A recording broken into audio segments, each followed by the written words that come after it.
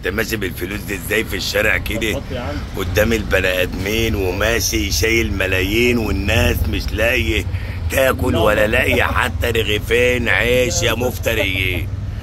تشيل ملايين وتمشي بقى في الشارع كده يا مفتريين، والناس تعبانين. عايز ابيع المزرعه والارانب والفراخ والجاموستين كمان. حرام عليك يا راجل، خلي عندك احساس بالبني ادمين، بالناس الغلابه المساكين. في حد يمشي بالفلوس كده في الشارع؟ خلي بالك الحكومه هتيجي الوقت. ايها الساده المسؤولين، محمود نافع شايل ملايين وماشي بقى في الشارع وعامل قلق كمان ورمى الفلوس في العربيه، ومش عارف ان دي نعمه من نعم ربنا على البني ادمين، وماشي بيه في الشارع يفرج الناس الغلابه المساكين اللي مش لاقيين 100 ولا حتى 200.